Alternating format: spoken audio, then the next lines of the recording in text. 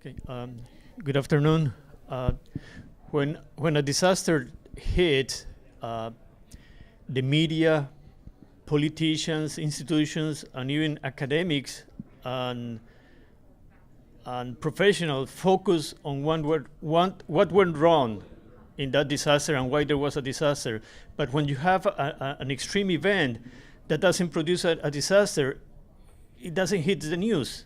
So it gets forgotten. And these are the experiences that we have to learn to transmit, the things that went right. And so I'm going to do that, sharing an experience in Costa Rica. And the message I want to leave is that it pays back to invest in both preparation of communities and institutions for natural processes, for example, earthquake, volcanic activity, atmospheric extreme events, as well as the science to understand and anticipate these processes. And the way I want to carry this message is with an example of an earthquake that occurred in Costa Rica in 2012. This was a magnitude 7.6 earthquake that did not kill anyone, and the damage was so little that it didn't hit the international news. And this is an example of things that went right. People got prepared, the engineers were prepared, they built right, the scientists were giving the information to the public, people were training how to act in the case of an earthquake, and when the earthquake occurred, nothing happened, or very little happened. So the area I'm talking about is in Costa Rica. Costa Rica is in Central America. It's a small country, it's the size of Kyushu. And the area it's a very small country, but there are 4 tectonic plates interacting in this small area. We have the Cocos Plate subducting beneath the Caribbean and beneath the Panama Block.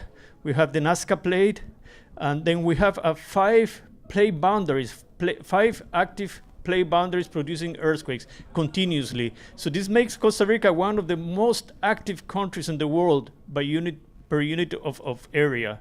The advantage we have is that it's such a small country that we don't have large faults. So we don't produce earthquakes of magnitude 8 and above. We stay below 8, but it's still a magnitude 7 plus earthquake in many places in the world have killed people and produced a lot of destruction, but it's not the case in Costa Rica.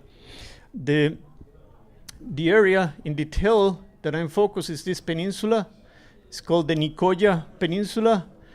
It was identified as a seismic gap. It was an area that had earthquakes every 50 years. And in the late 90s, we realized that it was the right time to start doing research and preparing the people for the next earthquake. So the earthquake happened in 2012. It partially filled the seismic gap. And as I said, it didn't hit the international news because there was no damage and no people were killed, in spite that the earthquake was a 7.6 and it was on land. Most subduction earthquakes in the world occur offshore. The earthquake happens offshore, and when the seismic waves get to land, they are already attenuated. But here we get the extreme amplitude of the seismic waves because the population lives right on top of the fault. So we started a scientific project with many institutions from all over the world, putting instruments to understand the process, to take advantage of this peninsula sitting on top of the fault, so you can take instruments right in the near field and study the process and capture all the changes before the earthquake. So for 15 years, all these people were working in Costa Rica, putting instruments and trying to understand the process. The engineering community, before 2002, the seismic code did not consider the Nicoya Peninsula as an area of high potential. So the seismic code wasn't as strong in that area as in other parts of the country. But because we published a book in 2001 explaining all the conditions of this incoming earthquake and the characteristics of the earthquake, the seismic code was changed, so it became a very strict building code for the Nicoya Peninsula. So everything that was built after 22 in this area that is growing really fast because of tourism, there's a lot of hotels being built there. Everything was built according to a very strict code. So in addition to that contribution of the engineering community, we had a Bosai project in Costa Rica. It was a beautiful interaction between scientists, politicians, and the international and an international cooperation agency, in this case JICA. So it was a project that we carry out in the early years of the first decade of this century. The idea was to inform and prepare the public for seismic hazard. So the scientists, the seismologists, the geoscientists went and trained local government officers and the public on seismic risk. University students went door to door explaining to people how to behave during an earthquake, before, during, and after an earthquake. And there were the people who were trained were going back into their communities and training the local people too. So in every house that the university students visit, they put a sticker with the symbol of this Bosai project, that showing that in that house people were prepared. We're giving this magnet, this refrigerator magnets with information on how to react before, during, and after the earthquake. So every house on the Nicoya Peninsula had this magnet in the refrigerator, and they knew what to do. The students went, as I mentioned, to every house and trained the people on how to react. Local emergency people were training their own communities. And the scientists were collecting this data, and 3 months before the earthquake, we published a paper based on the GPS data showing the patch that was strong and what part of the fault was going to break and how large the earthquake was going to be. So this was published in May 2012. 3 months later, the earthquake hit. As I said, it was a magnitude 7.6. It was at 8:45 in the morning.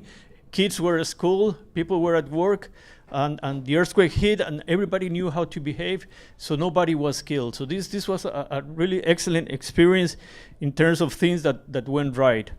As I mentioned, the earthquake was right under the peninsula. It wasn't an offshore earthquake, it was inland. The entire peninsula moved about 80 centimeters seaward, and the coast was uplifted. Before the earthquake, the coast was subsiding really, really fast because of the coupling of the subducting plate. There was very strong coastal erosion, and after the earthquake, because of the uplift of the coast, now vegetation is growing on the beach.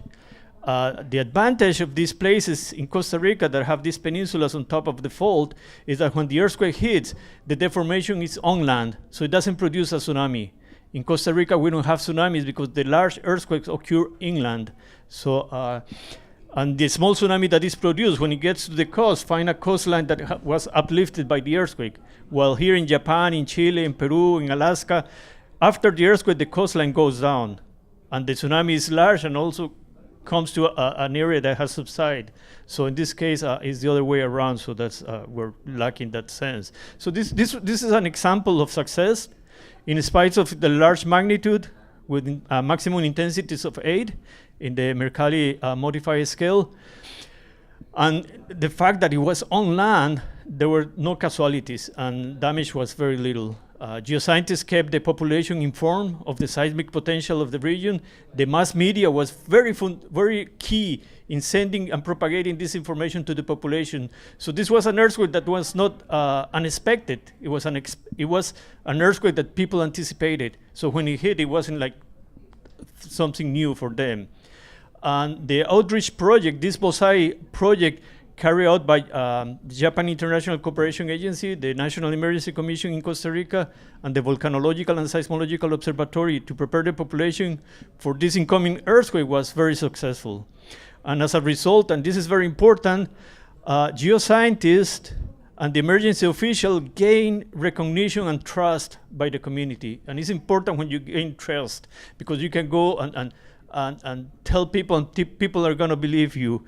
And because of that, and because in southern Costa Rica we have the same conditions, it's an area that ruptures every 40 years, and the last earthquake was 33 years ago.